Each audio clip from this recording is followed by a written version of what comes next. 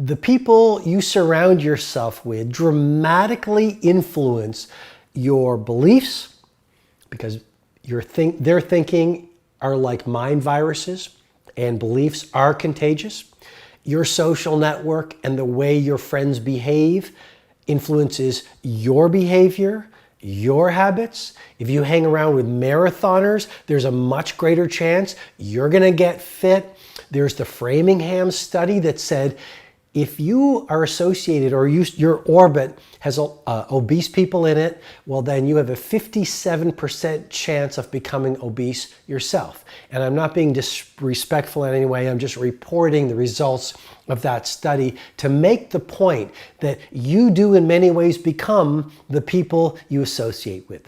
And so what I wanted to do is just jam with you in this mastery session, not only to help you dial into the importance of really selecting your peer group with great care and great acumen, because their results are going to become your results. Their mentalities will subtly infuse your whole belief system and become your mentalities. But I also want you to come up with almost a strategy that will really help you repopulate your professional life and your personal life with the kinds of people who will get you to where you want to be so that you live a legendary life.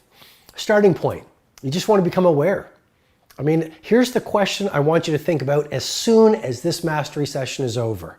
Which people in my life are de-energizing me, and which people in my life are fueling my rise to mastery? Which people in my life are toxic? Which people in my life are positive? So the first point is really deleting the energy vampires from your life. Related to that, the people who might have been great for you 2 years ago, 3 years ago, even 6 months ago, they just might no longer work. You are with me in this mastery session because you and I are cut from the same cloth.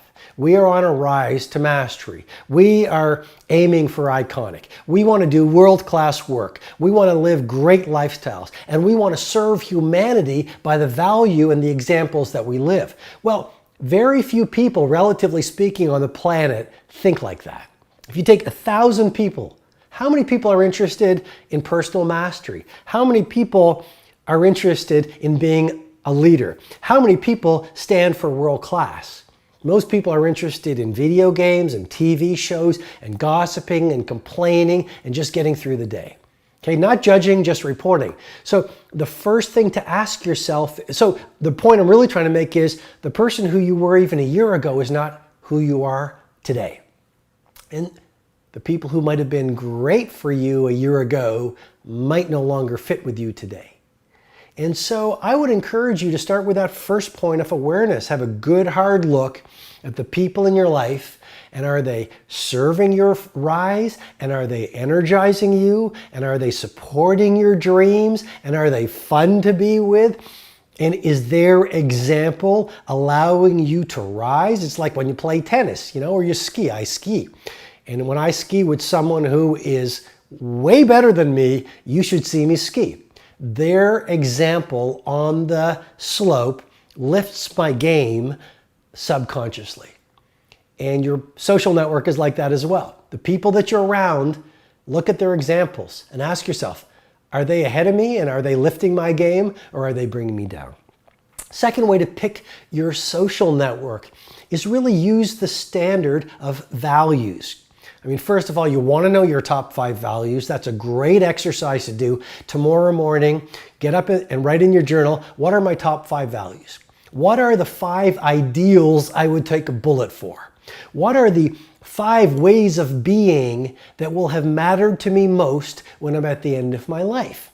And once you know your 5 values, ask yourself, the people who I spend most of my time with, do they reflect those ideals? So let's say one of your ideals is excellence. Ask yourself, are the people in my life excellent? If one of your ideals is daily personal growth, ask yourself, am I around people who are on that path? People who are willing to look at their fears, willing to take ownership of where they might have slipped, always reading, always learning, going to the conferences, learning to meditate, learning how to dial into their craft. Are they on the path to personal mastery? In their work, do they stand for becoming titans? If not, you might not want them in your life anymore because of the influence they have on your mindset, your heart set, your physical energy, and your spiritual life. Third way to pick your peer group is to simply trust your instinct. The way you vibe with someone when you first meet them is pretty much how the relationship plays out. You see, instinct is so much more powerful than intelligence. You know, the people that I have at the beginning, I just had that feeling where something didn't feel right. That relationship, professionally, personally, it didn't work out. And I guess what I'm suggesting to you is trust your gut, trust your instinct, trust your interior wisdom. It knows more than that chattering and reasoning mind. And so let's say it's a business deal. If something just doesn't feel right to you, then have the wisdom and the discipline to say, look, I could make a lot of money and it could be really successful, but I just don't want to play with this partner because something doesn't feel right. And in your personal life, let's say it's a new friend, let's say it's a new intimate relationship. Trust your instinct, because when you listen to your instincts, things generally go well. Personally, in my life, things have worked out the best, whether it's in relationships or whether it's in business or projects, when I trusted my instinct. Even starting off with my first book, I used to be a litigation lawyer, and I got this instinctual inclination to start writing these books and start giving these presentations on leadership and personal mastery. And you know, it was like an impossible dream to a lot of people around me back then. I mean, they laughed at me and they put me down and they questioned what I was doing. They said, Robin, you know, you're going to be a world-class litigator, and there's a great chance you're going to be a judge, and you're so successful, and you've got a master's in law, and you've got everything that it takes. And look right now, you're doing so well. Why would you give that all up to be an author where no one even knows you? That's when I trusted my instinct. Okay, and then the final thing I would say to you when it comes to picking your peer group or installing your social network is speak your truth even when your voice shakes. You know, this is all about being real in a world that teaches us put on a happy face, put on a smiley face, and tell people what they want to hear. You know, I don't think most people are dishonest. I think most people are awesome. I love humanity. Most people are really kind. Most people are really loving if you give them a chance. Most people, they're honest people. You see, people do get scared, and people sort of run out these childhood patterns that they've picked up, and they don't even know any better. And the reality is most people, unless you've done a lot of interior work on themselves, they've got these emotional and behavioral blind spots. They don't know they're being dishonest. They don't know they're being disingenuous. They don't know they're not being authentic. I mean, you won't know that you're not being authentic until you actually do the massive interior work required to be authentic, and then you go, wow, I used to be pretty fake before.